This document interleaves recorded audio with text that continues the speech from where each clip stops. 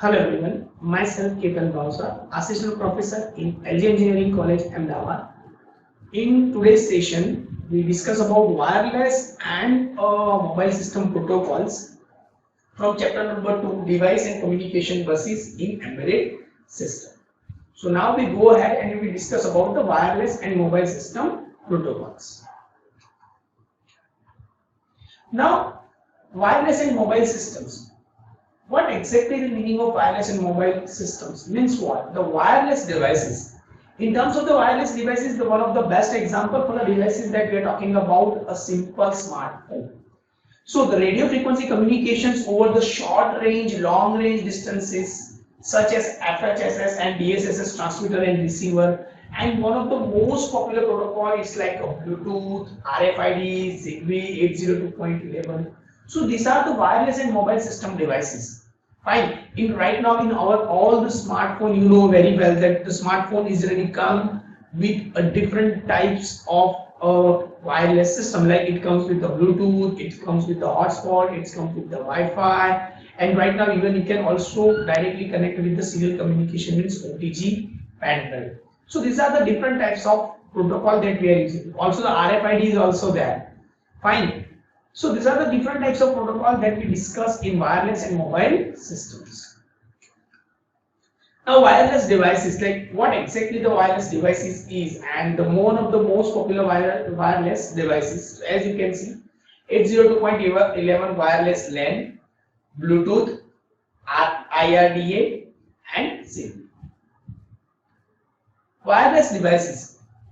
Based on the radio frequency after suitable modulations of the data bits or infrared IR, the network using the involving FHSS and DSSS transmitter and receiver, it start a communication. It's basically based on the IR system in terms of specific radio frequency. You already know this popular protocol that I'm already talking about, the Zigbee, IRDA, Bluetooth and 802.11. Now IR communication. One of the most popular communication system in terms of the IR communication that you already know in our TV television systems.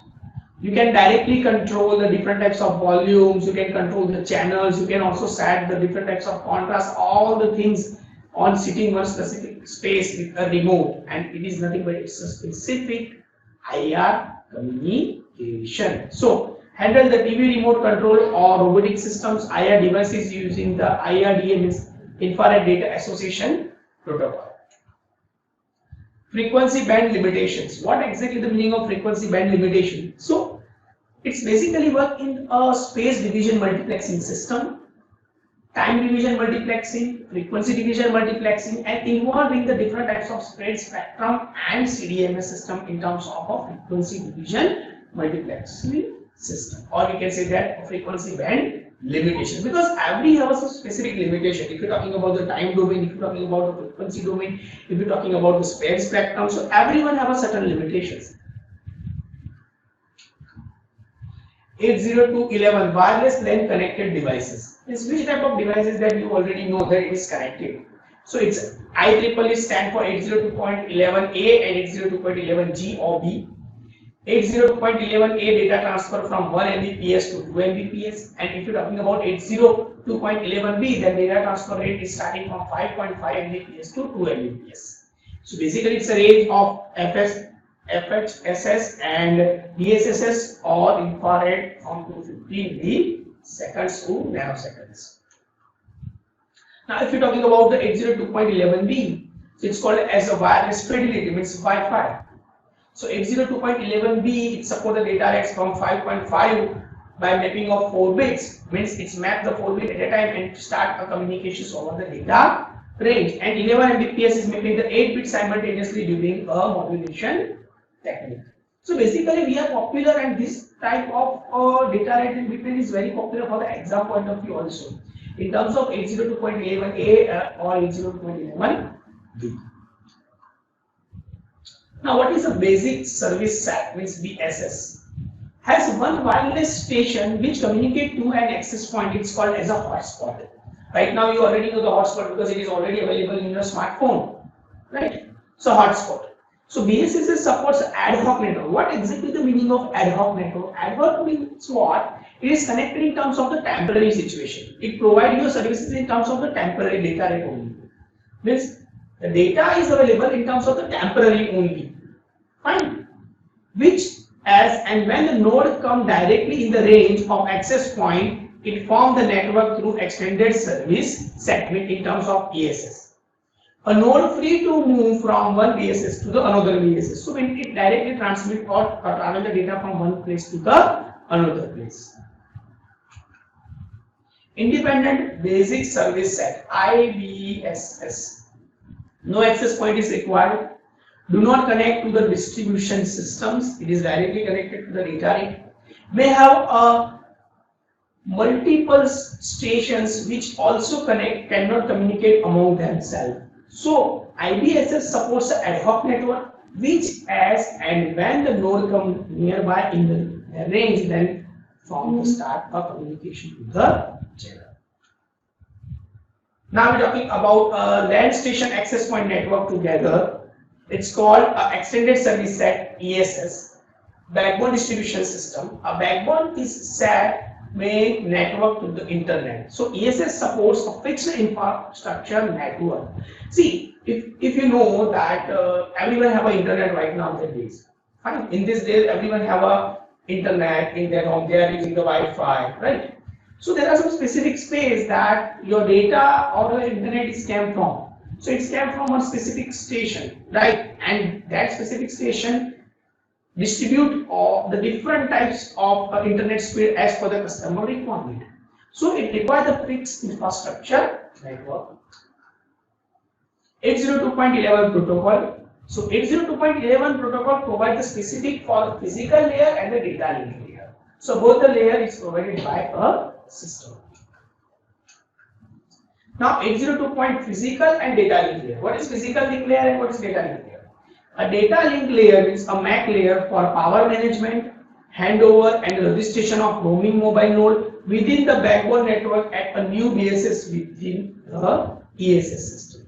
In terms of the physical layer, the physical medium dependent protocol, the physical layer coverage protocol means 802.11b, it's additional sub layer for specific complementary code key. So basically it's a CCK providing the distribution type of system. So basically there are the two types of link layer. One is a physical layer and second one is a data link layer.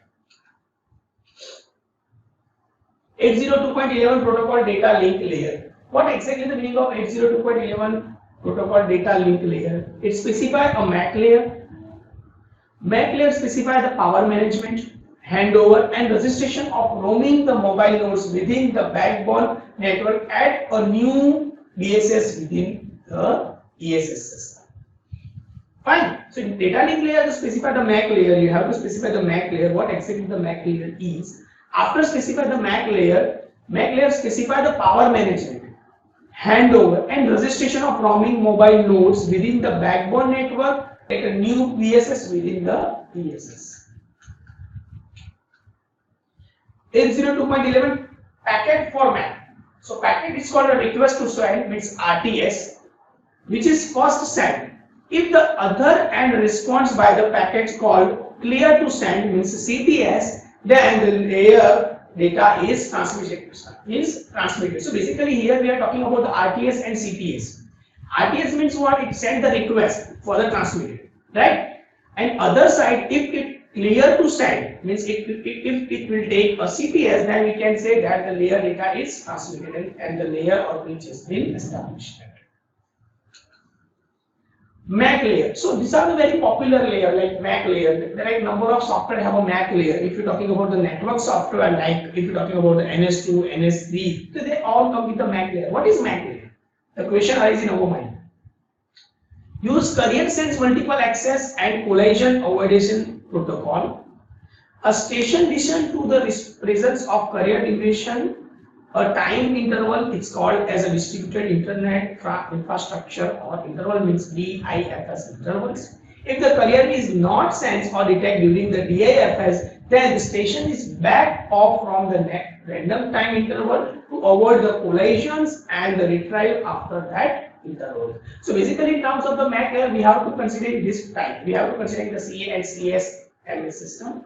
We have to take care of DIFS in terms of the internal part, and after that we have to avoid or discuss about the random time interval or the avoid and collision.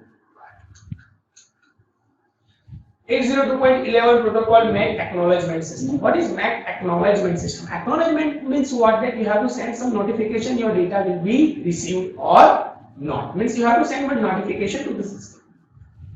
A carrier always acknowledges within the short internal frame sense. Acknowledgement after the successful CRC means a cyclic redundancy clock. If there is no acknowledgement within the SIFS, then the transmitter retransmit up to 7 retransmitted attempts are made. So it always transmit in terms of the 7 times. If it is required, if it take the acknowledgement from the receiver side, then it will show that your data is transmitted in terms of the RTS and CTS segment. 802.11 physical layer communication method. So basically 3 different types of communications method, like FISS or DISS or infrared 250 NS pulses. 802.11 physical layer has a 2 sub layers. One is a physical medium dependency, means PMD protocol. Physical layer coverage protocol, means PLCP. 802.11b additional sub layer for specifying the communication or complementary code key, means CCK. So you have to take care of PMD, means a physical medium dependent protocol. Physical layer coverage protocol, means PLCP. You have to take care about 802.11b additional sub layer for specifying the complementary code key in CCK.